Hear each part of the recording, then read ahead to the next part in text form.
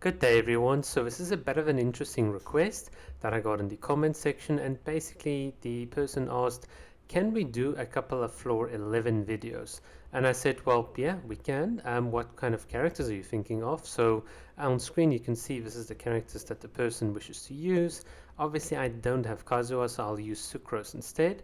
But from what we've been given, I think the best that we can do is some sort of freeze variant on the first half with Kokomi, and then on the second half we can run the national team with the Geo Traveler. I think that'll be more or less what we can do. Obviously I don't have all the characters fully built, but I think what will happen is I'll try and set their damage to a level that should be doable for floor 11. So my artifacts are all over the place. I literally am not giving the best artifacts. I'm just slapping on random artifacts with random substats, so nothing here is optimal. Sucrose is built with a lot of EM, as you guys can see on screen, but I do think this Sucrose build might be a bit high for a typical F2P, but I think having a good Kazuha build will, yeah, sort of can make up for it. Chongyun will be pretty standard. There's nothing special about this build. The 4-star weapon here, of course. There's the talent. The only reason, by the way, that I had the 5-star weapon on Shao is obviously because I don't have him fully leveled up, but you can use a very good 4-star weapon. And then for the national team, they are not at their peak. I've got way better artifacts for all of them, but I think the builds that I chose here, the artifacts that I sort of slapped on, should be good enough for floor 11. So yes, you could have higher talents, you could have better artifacts, but for the demo purposes here, I think this should be close enough to what I'm guessing Helena's situation is. And if your situation is not as good as this, then I would advise getting to this level. And do note the high amounts of energy I'm actually running on them. In particular, you will see with Xiangling here, I should actually be running way more energy on her. You should be aiming for at least 140. But this is more or less the type of build that we've got. And yeah, let's see what we can do. So first off, you guys can see this Kokomi. Since mine is a C6R5, I won't attack with her. I will only use the jellyfish, but you can see that that is more or less the variant I'm going for. Kokomi, Chongyun, and in your case it could be Kazuha, but here I'm using Sucrose, and then obviously Shao.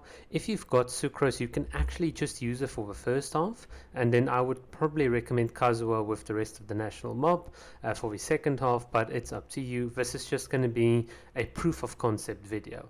Now, before we begin, I would like to say I'm gonna do a lot of things correct and a lot of things incorrect on purpose, because I want to sort of showcase you what some of the problems are. So right here in the beginning, you want to somehow group up the enemies, either using your Kazuha or Sucrose, and then the thing is you can now use Shao to interrupt the enemies. In some of the practice runs that I did, it is entirely possible to get 100% HP remaining using this team, but as you can see here, the biggest mistake we had in the beginning is our Sucrose didn't send her sort of little butterfly in the right direction. You more or less want to put it up here right in the middle so that you can group as many enemies as possible, and then obviously Shao can interrupt these big hilichurls as well, and that can obviously save you a bit of HP. Because you don't have any time limit on this floor, you can really take your time. You freeze the enemies for as long as needed, build up some elemental bursts like for the next floor, and yes, this should be pretty straightforward, provided you've got a more or less decent team. And yeah, this is just the cleanup, so there's nothing special there. This next half is going to be very tricky, because we want to use the Geo Traveler to actually block or to sort of keep the enemies in place. So some of the enemies can't move forward, they won't move around. And then obviously for enemies that are really like sort of far away, you want to sort of do a combination of Xingqiu, Xiangling, Bennett. Always you want to use your Bennett first, then your Xiangling Elemental Burst inside your Bennett circle, so don't put it outside, because what will happen is you gain a massive attack buff, and that attack buff actually is sort of put onto Xiangling's Pyronado, and that means even if Bennett's Elemental Burst expires, you still get the damage boost, which is very cool. Obviously that damage boost won't apply to Xingqiu, but what you want to do with Xingqiu in this case is you always want to use his Q and then his E, and that's going to give you the maximum sort of benefit. And yeah, from this it's just sort of all up to you how you play. There are different ways to do this. I think in one of my practice runs, I got it to about 80 HP. I think this one, the one I'm showing here, will be a bit less. But yeah, there's no real secret or formula here. Just make sure that your Geo Traveler covers more or less the area, so that you can block projectiles, you can block things, line of sight, enemy movement. I think if you see there that one enemy can't actually come in, they can't go towards the pillar, they have to go like almost around it. And this is kind of the point about why I said you can use Geo Traveler. If you have Kazuha, this would have been way easier. Or if you even just have an unbuilt Sucrose, just stack a lot of energy recharge on her, group up the enemies, and then you can have a very good time. But it is certainly possible with an underbuilt team to get this right, and that's actually the whole point of what I want to showcase. Even like you said in the comments, your team is not as strong. You can see here, just by playing in a bit of a clever way, you can still pretty much achieve this. Alright, so at this point we are just cleaning up. There's literally no time limits and no time pressure. You can take as long as you need, build up as much of the elemental particles as you can, and there we go. We will now go to the next floor. And here we are. So you can see you can choose any card. Typically elemental burst damage, energy recharge, all of those things are good. And yeah, here for the second half, it is pretty much the usual strategy. You just try and group up the enemies, use your Sucrose or your Kazuha, and then your Xiao can just go ham. You'll see it is pretty fun smacking all of these slimes. It can really be quite entertaining, but there's really not that much to say. Typically what you want to do is just try and make sure you hit or clear out all the enemies before jumping around. But yeah, here's a very important thing about this floor. So you always want to try and see if you can't have one of these slimes like left, because you want this guy in the middle, this like fat Fatui in the middle. You want to try and freeze him as early as possible, because the moment he starts powering up and puts on his cryo shield, you're going to have a very tough time killing him. So interrupting the enemies is so important, either with freeze or with Xiao. And that is probably the biggest tip that I can give you on this first half, second floor first half. There we go. Now here we are with the Traveler. There's again nothing special here, we're just going to do this. But I decided that in this case what you'll see is we're going to make a couple of very crucial mistakes while we're doing the gameplay, and you'll see how this is actually going to cost us some time, even though we'll still get the 3-star clear. So in this case, hopefully you can have already spotted like one of the biggest problems. So we did not use our Bennett's Elemental Burst on that or near that, what do you call it, Hydro Mage, because if we did that, we could have actually gotten quite a bit further in terms of breaking his shield. And I deliberately tried to do it this way in this sort of run to sort of show you all the things that can go wrong. So the biggest thing is, if you don't take him out very quickly, you'll see there at the bottom for Bennett, and for the rest of it's on Xiangling, sorry, and on Bennett and Xingqiu at the moment, they've got a little hydro icon applied to them. So that means all of your elemental skills and elemental burst has got a very long cooldown. So that makes it very difficult to actually start generating energy. So you can see it took like forever, and now we have to take out this guy. Look there at Xingqiu, he's got like a 40-second cooldown. So this is the big problem. This is the big mistake that you can make if you don't play properly, if you don't take out the right enemies. Oh, just pardon the aeroplane.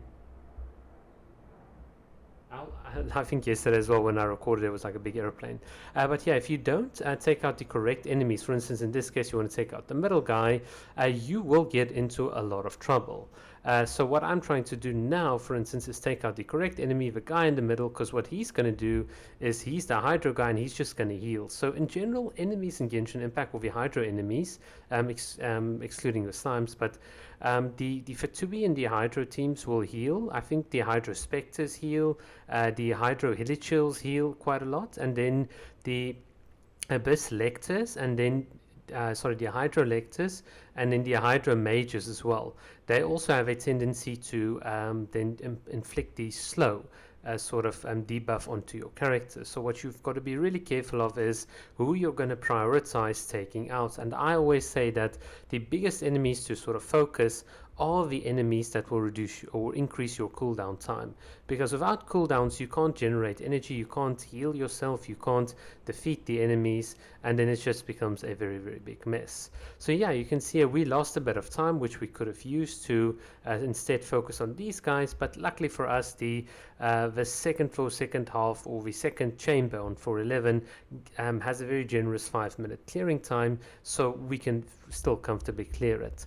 It is possible with this team to do it under 7 minutes, but I thought this was just kind of instructive to sort of show you what happens in this case. So now we're at the final floor, and you guys can see I'm just using the sort of that ability or that card in the Spiral Abyss. It'll be quite useful to sort of reduce your elemental skill cooldown once you've defeated an enemy. You'll see it sort of happening in the second half. But yeah, here it is pretty simple. We just group up the enemies. We're going to permanently freeze them or interrupt them with Shao, which means we will not actually take any corrosion damage, which is really, really awesome. So it's the usual strategy: Jellyfish, Chongyun, group them up with Sucrose or Kazuha, and there you go. And here you'll see me making a bit of a mistake, forgetting that that enemy still got his little swords up, but you can see there's nothing difficult here. We just interrupt the enemies with Sucrose and Shao, and it is just a matter of waiting until their health bars are depleted. Pretty simple.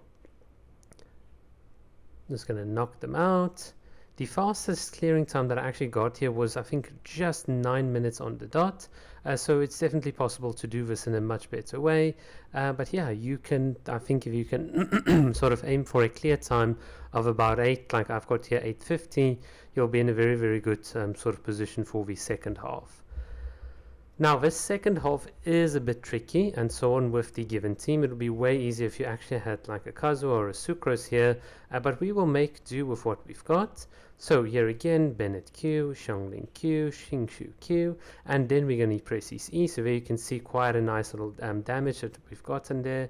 And yeah, this is pretty simple, straightforward. Just kill the little wolves, nothing too big. And now the real challenge is going to be, so this, I forgot what that Fatui maiden, that Hydra maiden or whatever her name is, she's going to be a real pest. So what you want to do is try and take out her as quickly as possible, because she can actually reduce your cooldowns. I think you can see there on Bennett as well. He's got the slowing water effect, and that increases your cooldowns. Again, not a very, very good idea.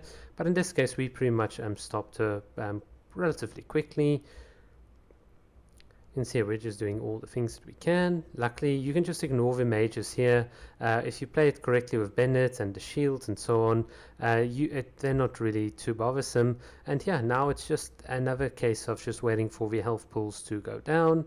And that would be pretty much it for the Spiral Abyss. Oh yeah, and we lost a Traveler. Rip Traveler.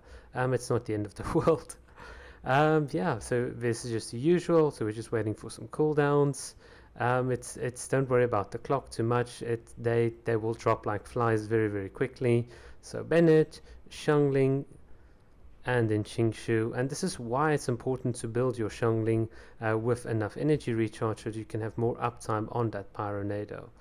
And that is it for this sort of showcase. Hopefully you've enjoyed it, Elena, giving you just a couple of ideas. This is not the only way to do it, especially with the teams that you've got, but I just thought this would be my take on what you should do. Thanks for watching. Cheers.